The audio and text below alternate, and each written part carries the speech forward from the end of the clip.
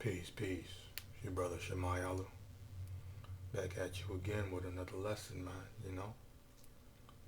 And today, once again, man, going back to this book right here, man. Okay, America being the latest and most accurate description of the New World. Book 1 by Kimberly R. Norton and John Ogilvy. Okay.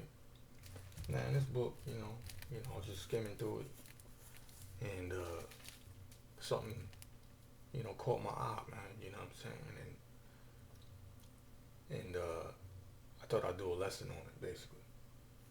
And in this lesson, we're going to reveal one of the heads of the dragon, you know what I'm saying, the Revelation, that had 7 heads and 10 horns. We're going to reveal one of the heads right now. Okay?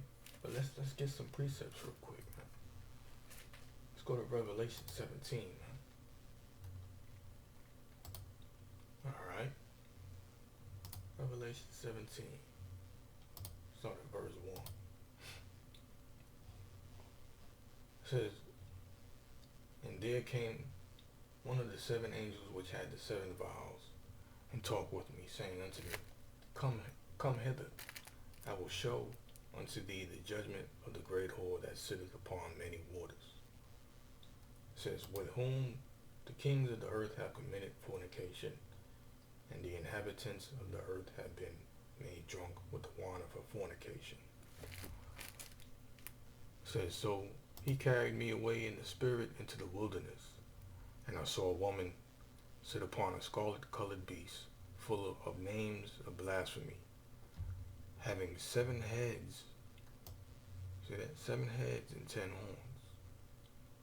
Now, what is one of the heads of this beast, man? This damn dragon, the devil, the serpent.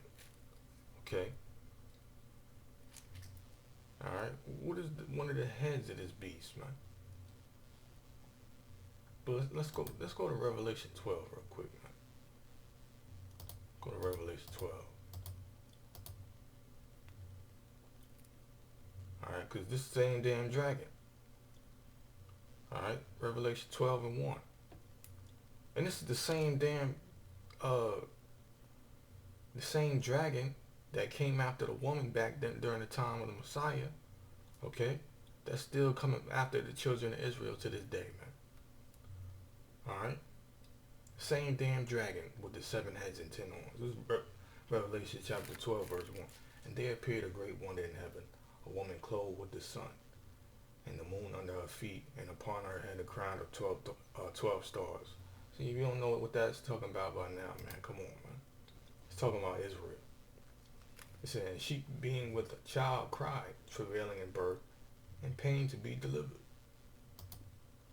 Verse 3, "And there appeared another wonder in heaven, and behold, a great red dragon." You see, that's that scarlet-colored beast, man.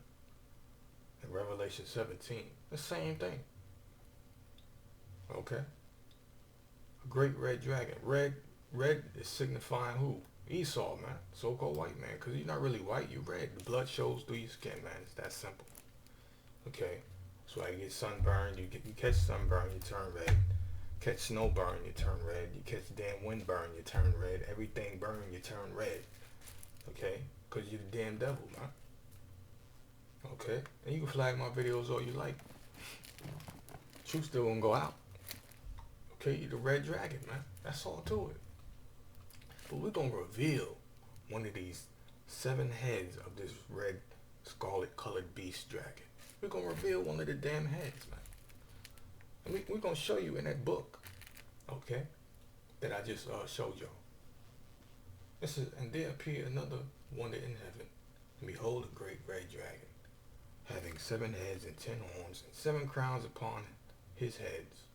Okay? So this is the same dragon. Okay? It's the same dragon, man. Same devil. Alright? Verse 9, I'm skipping down to Revelation 12, verse 9. It says, "And the great dragon was cast out." See, look. It's called what? That old serpent called the devil and Satan. which deceiveth the whole world. He was cast out into the earth, and his angels were cast out with him. You see? That old serpent.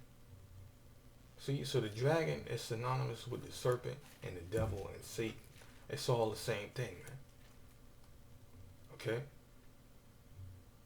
It's the damn devil, man. So you see, it's the Satan being personified.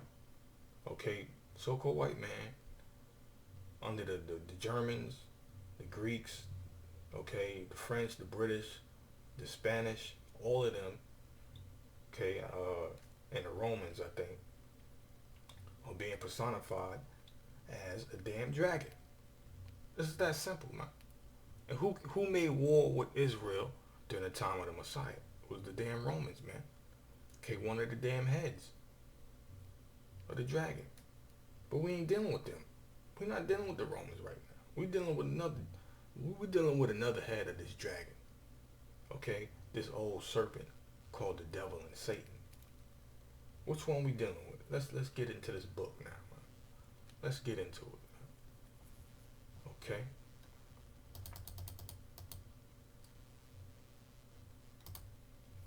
Let's get into it. Okay, America being the latest and most accurate description of the New World, Book 1. Okay, Kimberly R. Norton, John Ogilvy. Okay. And what you see here is some white men carrying a black woman upon their shoulders, man.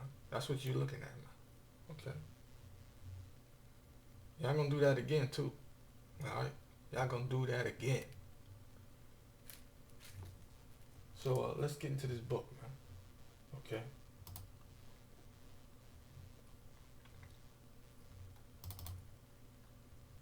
This is page 56 in the book that I just showed you.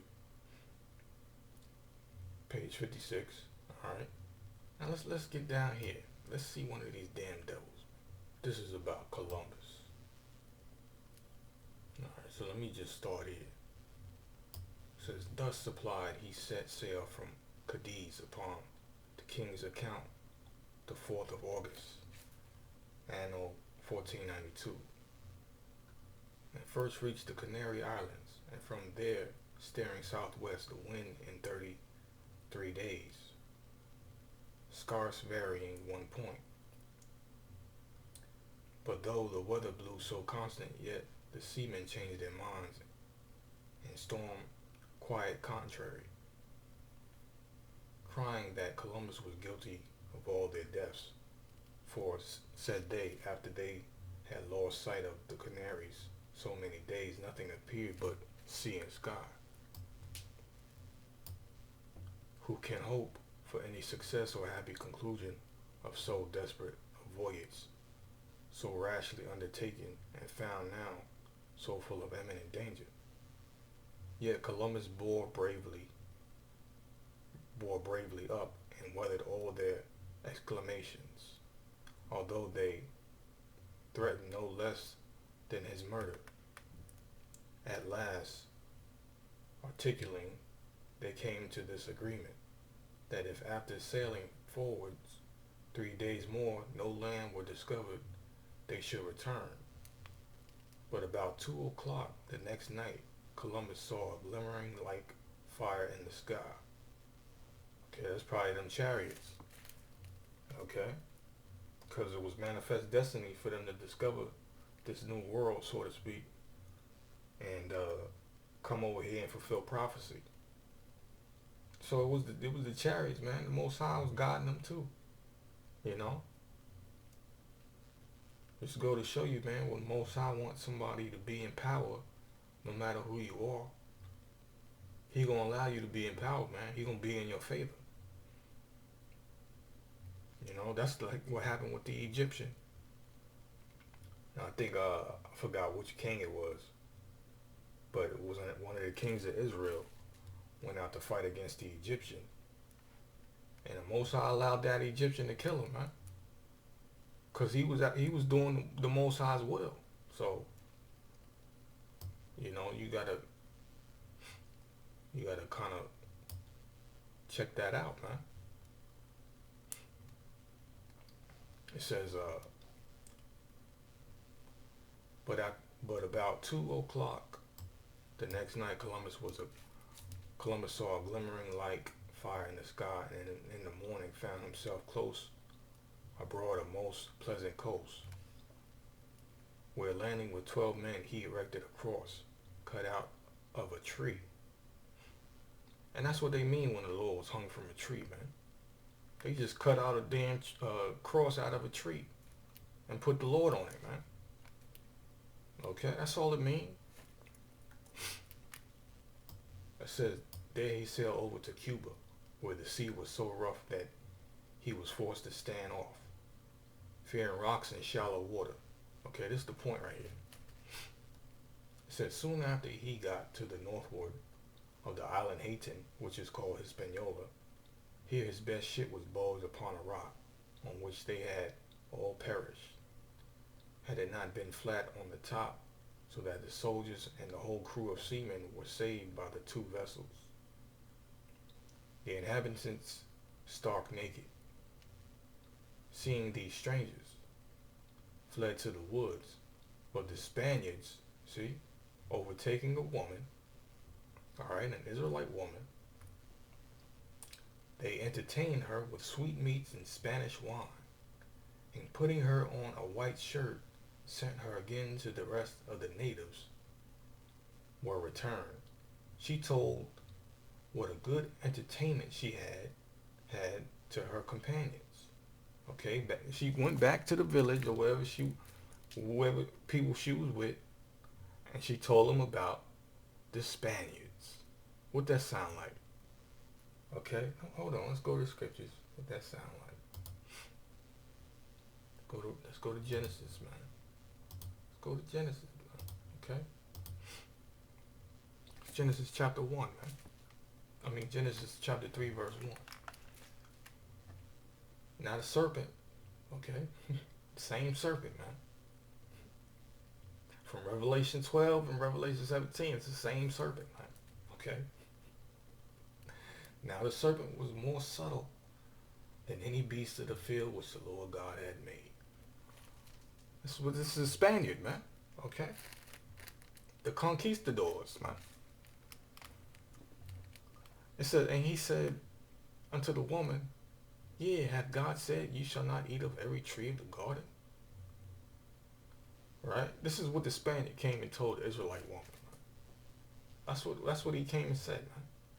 He was kicking that game in her ear, man. What did he do? What did he do? He said, it says what? It says, but the Spaniards overtaking a woman, they entertained her with sweet meats and Spanish wine. They seduced her, man.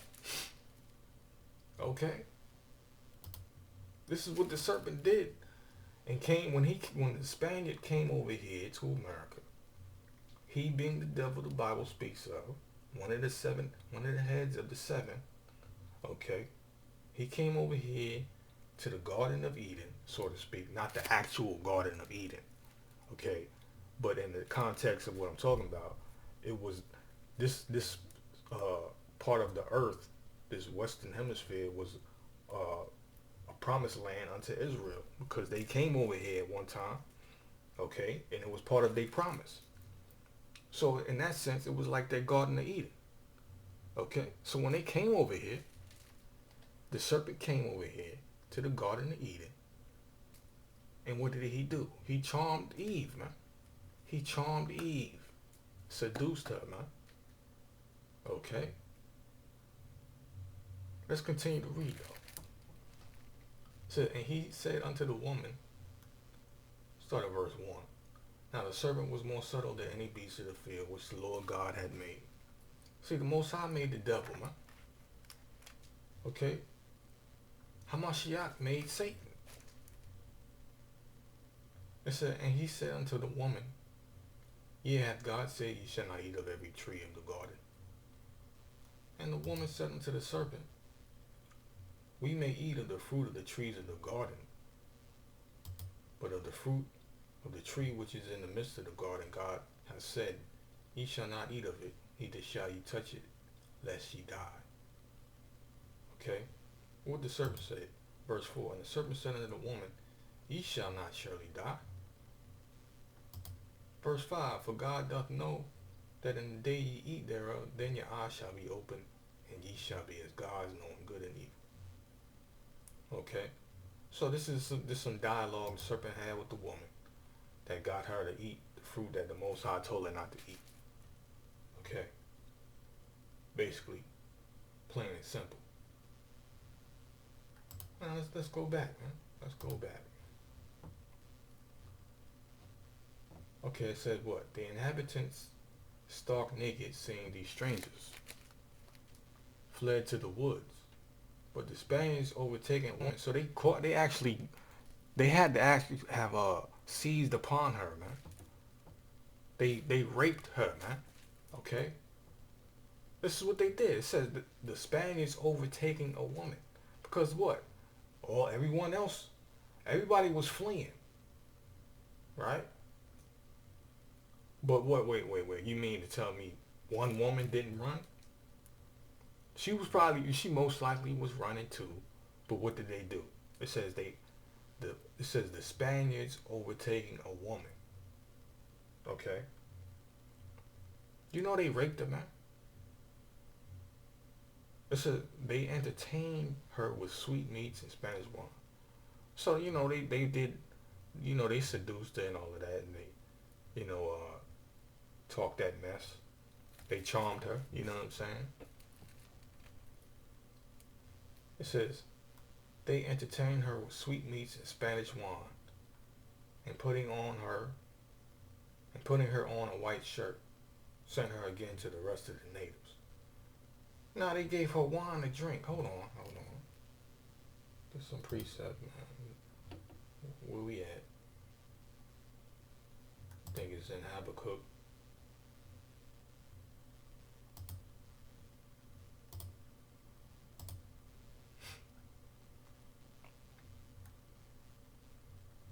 Where we at here? Let me find it real quick.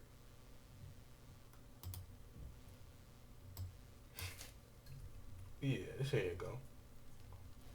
Habakkuk chapter 2 verse 15. Woe unto him that giveth his neighbor drink. You see that? That puttest thy bottle to him, and makest him drunken also, that thou mayest look on their nakedness. So this is what they did, man. This is what the Spaniard did to the Israelite woman, okay, when they came over here to their Garden of Eden. Okay? Yeah, you black women should be pissed off as hell right now, man. If you watching this, man. Okay? Look, listen, they pumped their damn semen in you. You went back to the village probably pregnant with their damn seed. Didn't even know it. Okay? Because they ain't had no way to do what's it called? The damn test where you can see who the damn father is. You know what I'm talking about, man? Come on, man. She came back to the village all drunk, probably clothes tore off her body. You know what I'm saying? Probably abused and beat up and ravished. You know what I'm saying? And she pregnant now with the damn serpent seed in her. You know what I'm saying? It says what? But the Spaniards overtaking a woman, they entertained her with sweetmeats and Spanish wine, and putting her on a white shirt, sent her again to the rest of the natives. Were returned. She told what a good entertainment she had to her companions. So what did she do, man? Just like the what?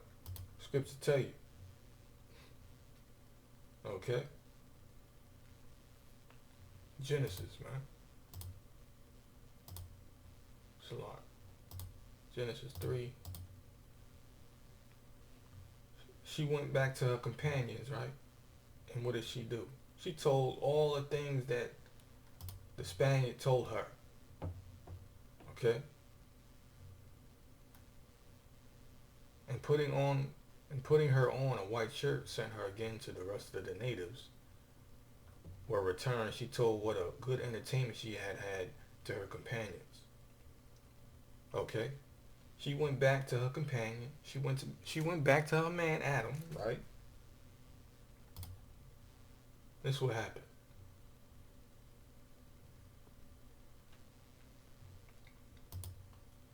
Genesis 3, verse 6. And when the woman saw that the tree was good for food, and that it was pleasant to the eyes, and a tree to be desired to make one wise, she took of the fruit thereof and did eat, and gave also unto her husband with her, and he did eat. So you see, she went back drunk, right? She came back with the bottle. She came back with the bottle of wine, probably, right? Told her companions what a good time she had, and she passed the bottle over to Adam, and he started drinking. Okay? Then the whole village started drinking. That's what the damn devil did, man. He came with that wine, man, that false philosophy. And he came with that wine to get y'all drunk too, that physical wine. Man. Okay? This is the damn devil, man, the serpent, the Spaniard. Okay? It says what? Verse 7, and the eyes of them both were open, and they knew that they were naked. You see? They knew that they were naked. And they sewed fig leaves together and made themselves aprons. Okay? So that's what happened, man. Alright? It says, but the Spaniards overtaking the woman, they entertained her with sweetmeats and Spanish wine, and putting her on a white shirt, sent her again to the rest of the natives. So she was already naked, basically. So she didn't realize she was naked until they actually put clothes on her and gave her some wine to drink and told her stories about being civilized and all of this madness, right? So she went back to the village with the same wine and white shirt and all of this mess, telling them all these good things that the Spaniards told her. You know what I'm saying? So that's how Adam ended up eating and drinking. What Eve ate and drank from the Spaniards, man. Okay? It says, and putting her on a white shirt, sent her again to the rest of the natives. For a return, she told what a good entertainment she had had to her companions, whereupon divers of the islanders came abroad of the Spaniards, in boats made of one piece of wood, where they bartered gold for beads, pieces of glass, knives, shells, and other trifles. Okay? So it sounds like, man, they trading gold for just garbage, man. Gold for beads, man. Come on, man. So, you know, that's what ended up happening, man. You got easily seduced. You know, Eve got taken. She came back to the village, right? Told everything that happened to her by the Spaniard. And, you know, that's what ended up, you know, fueling their curiosity, man. Okay. Habakkuk 2, verse 15, woe unto him that giveth his neighbor drink, that putteth thy bottle to him, and makest him drunken also, that thou mayest look on their nakedness. It says, thou art filled with shame for glory. Drink thou also, and let thy foreskin be uncovered. The cup of the Lord's right hand shall be turned unto thee, and shameful spewing shall be on thy glory. Right, because everything that you obtained in this world has been through rape, robbery, and murder, bloodshed and violence, thievery, man. You the real thug, you so-called white people. Y'all the thugs, man. Okay? So there's going to be a shameful spewing on thy glory. All right, everything your posterity, all of the things that you've been known great for, to be great for, it's going to be brought to shame, man, because it's being revealed in these last days how you got it, how you've obtained it. Okay. So with that, I'm gonna say peace and blessings to the hopeful elect, man. And give all praises, glory, honor, thanksgiving to Yahweh, Shema Mashiach, Yahweh Shai, Shalom.